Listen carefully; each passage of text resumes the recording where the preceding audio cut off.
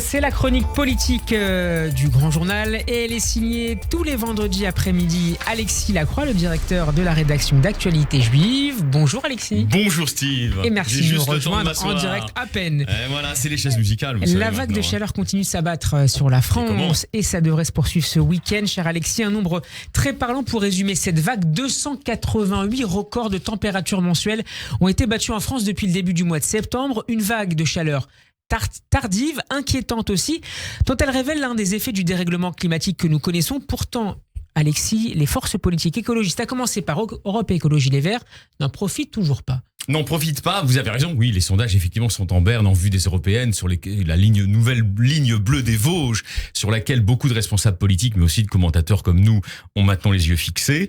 Effectivement, c'est un contraste avec la réalité perceptible, visible et perceptible, et ressentie par chacun des Français, en tout cas sur le territoire de l'Hexagone et en Corse. On pourrait considérer qu'ils ont un boulevard devant eux, pourtant. Depuis une semaine. Mais alors, il y a plusieurs raisons. D'abord, la première raison, elle est de fond, si vous voulez, c'est que la menace écologique liée à ce que les climatologues désormais appellent l'effondrement climatique. On n'est plus sur la thématique seulement du changement ou de la mutation climatique, on parle désormais de l'effondrement climatique.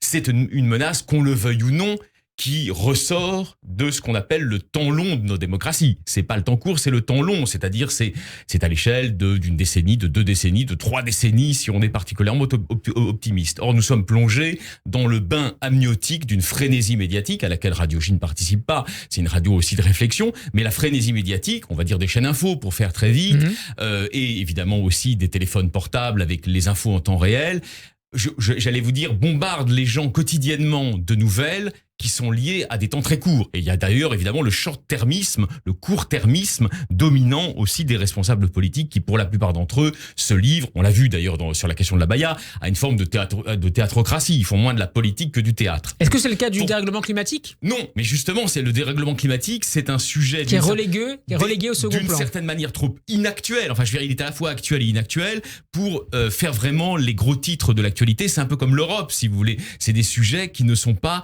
j'allais dire, médiatiquement si vendeur que cela en réalité. Mais pourtant, évidemment, je sais bien... On en voit les conséquences pourtant en ce moment. On en voit absolument les conséquences. Alors, il y a une deuxième raison, pour faire très vite, pour gagner du temps, qui est liée, j'allais dire, à l'exécutif lui-même. On l'a vu au moment, d'ailleurs, si vous voulez, de la rencontre de Saint-Denis, entre le président de la République, rencontre en grande pompe, entre le président de la République et les différentes forces politiques qu'il avait décidé de rassembler pour, disons, une rentrée... placé sous le signe de la cohésion républicaine. En réalité, il n'a quasiment pas été question de ce grand plan du quinquennat, enfin officiellement tout au moins, qui était la fameuse planification écologique. Et puis, vous avez raison d'avoir commencé par ça, la troisième raison, elle est vraiment politicienne. C'est qu'on a un problème en France, qui s'est illustré d'ailleurs au moment de l'université d'été de cette principale formation politique, d'écologie, on a un problème avec ELV. On a plus parlé de Médine que de météo. Exactement.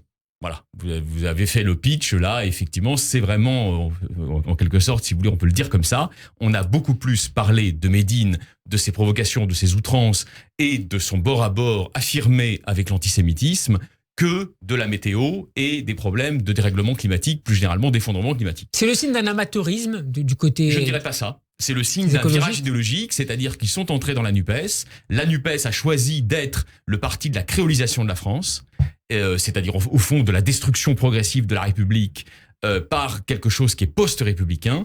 Et ELV est l'annexe aujourd'hui de ce parti-là. Et donc, à ce titre, effectivement, la question de notre rapport à la nature, la question de notre rapport à la biosphère, qui devrait être une des questions importantes d'une société industrielle avancée comme la France. Aujourd'hui, paradoxalement, dans le logiciel politique de ELV, n'apparaît plus au premier plan. Ce qui apparaît au premier plan, c'est de faire du sociétal, de surfer sur le modernisme et de déconstruire la République, entre guillemets, à l'ancienne, si vous voyez ce que je veux dire. La République défendue par des gens comme Alain Finkielkraut en la présentant comme raciste, dominatrice et sexiste. Donc évidemment, à cette aune, nous avons un parti écologique qui parle de tout, quasiment, sauf d'écologie. Alexis, diriez-vous que ces deux logiciels de l'écologisme politique s'affrontent en ce moment, comme d'ailleurs dans le passé? D'un côté, un écologisme radical, intempestif presque, incarné par Sandrine Rousseau, et un écologisme plus pragmatique, un écologisme de gouvernement, Oui, si vous voulez, mais sauf que là, actuellement, ce qu'on entend, c'est surtout cet écologisme radical dont vous parlez, qui a pris le dessus sur le second.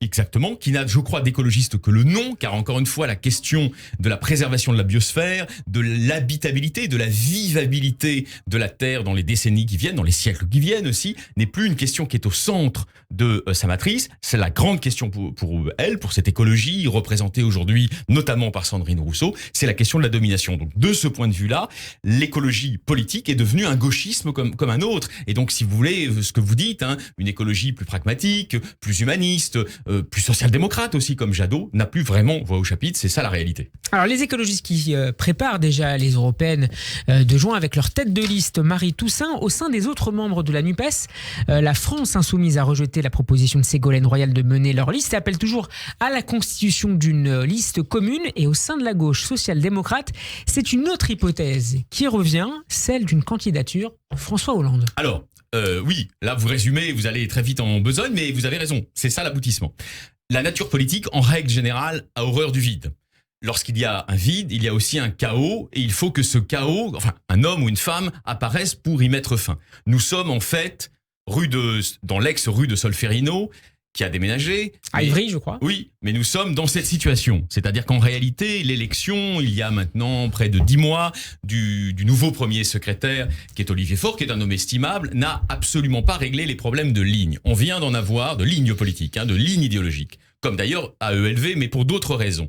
On vient d'en avoir une illustration dans la passe d'armes qui a été peu commentée, mais c'est parce que les gens étaient obsédés à la fois par la Baïa et par la rentrée d'Attal, etc. Mais ça a été peu commenté, mais c'est pourtant important. Il y a eu une passe d'armes sur Twitter mercredi entre le premier secrétaire, donc Olivier Faure, et un ténor, disons, du jeune Parti socialiste d'aujourd'hui, qui est Nicolas Mayer-Rossignol, maire de Rouen. Et il s'est présenté contre lui. Voilà, vous avez raison, qui s'était présenté contre lui. C'est au fond les nuances qu'il pouvait y avoir entre un courant plus amoniste à l'époque, en 2016, et un courant plus hollandiste, si on résume. Oui. Et au fond, aujourd'hui, que dit Nicolas Mayer-Rossignol ? Il dit qu'il faudrait que la ligne social-démocrate classique, incarnée aujourd'hui par un homme comme Bernard Cazeneuve, triomphât. Et il s'est donc réjoui que finalement le Parti socialiste vienne d'acter, par la voix de son premier secrétaire, sa décision d'avoir un candidat aux européennes indépendant de cette espèce de prison du peuple réformiste qu'aux yeux de beaucoup d'électeurs socialistes, il en reste 12% à peu près des Français sont des électeurs socialistes. Eh bien, pour la plupart d'entre eux, vous les interrogez, souvent des fonctionnaires, des professeurs, etc. Que disent-ils ? Ils disent, mais la folie de Mélenchon fait de la NUPES une véritable prison du peuple réformiste et démocrate que nous représentons. Donc, le PS l'a quand même entendu. Ils sont orphelins d'un leadership... Alors... plus social-démocrate. On y vient. Nicolas Mayer-Rossignol. Il nous reste, Alexis, 2 minutes. Ça va aller. Nicolas Mayer-Rossignol, vous commencez à me connaître, c'est pour ça. Nicolas Mayer-Rossignol se réjouit de cette décision, tweet, etc., comme on fait aujourd'hui. Peut-être trop d'ailleurs, les gens tweetent de manière trop intempestive. Et là, subitement, le premier secrétaire le recadre, comme on disait dans le Parti communiste des années 80. Personne ne t'a rejoint. Le temps style. Il faut arrêter de trahir la décision collective en leur donnant les interprétations qui contredisent tous nos débats. Donc vous avez deux lignes. Vous avez une ligne, on va dire, socialiste, plutôt canal historique, qui est quand même pour rester dans la NUPES, mais qui est obligé de tenir compte des réalités, c'est la ligne de Faure, et vous avez une ligne qui est plus réformiste, au fond, j'allais dire, plus moderne de ce point de vue-là, plus proche de Bernard Cazeneuve, ou de ce qu'était au Parti Socialiste jadis, des gens comme François Hollande ou Manuel Valls. Donc vous voyez bien que ça va clasher, c'est-à-dire qu'ils vont préparer les européennes, mais en réalité en ordre dispersé. Ils auront peut-être un candidat, mais ça sera quelqu'un qui ne fera pas le poids. Donc, dans ce vide, qui est aussi un vide... qui jouxte le chaos, l'hypothèse, ces derniers jours, commençait à être de plus en plus évoquée aux terrasses de café, à l'Assemblée nationale, évidemment au Parti socialiste, dans certains cénacles autorisés, dans le magazine Challenge, toujours très bien informé, grâce à Maurice Safran et Nicolas Domnac. Donc cette hypothèse est aujourd'hui agitée. Je ne sais pas si elle a une totale consistance dans la mesure où je n'ai pas téléphoné à François Hollande pour vérifier que cela l'intéresserait. Mais vous voyez bien que dans un moment de tâtonnement des principales formations politiques. En réalité, ça tâtonne aussi En Marche, on aura l'occasion d'en parler. Dans un moment de tâtonnement, il faut un homme ou une femme qui soit crédible. Ségolène Royal est éminemment sympathique par bien des aspects. Je crois qu'elle n'est pas crédible. Elle n'est pas crédible car elle a fait beaucoup de sorties de route, on les a commentées récemment, même s'il faut en relativiser la gravité. En revanche, François Hollande, on peut combattre sa politique, on peut dire qu'il a fait une mauvaise politique, tout ça est vrai, est envisageable. En revanche, on ne peut pas dire qu'il ne soit pas un homme d'État crédible, avec une vision d'avenir, et peut-être aussi, c'est le plus important dans le cas qui nous occupe, une vision pour ce que devrait être la social-démocratie de demain. Dans le langage de François Hollande, je vous le livre, on termine par là, la social-démocratie doit s'appeler le social-humanisme. Ça peut être effectivement, dans les européennes, au-delà des européennes, un véritable programme de refondation et de rénovation du Parti socialiste, où là encore, pour employer une célèbre expression, il s'agit de rassembler ce qui est plus que jamais épars. Merci beaucoup Alexis Lacroix pour cette analyse à retrouver en podcast sur radioj.fr ainsi que sur YouTube en vidéo. Très bon week-end à vous et à vendredi prochain. Très bon week-end à vous, Shabbat Shalom. Shabbat Shalom.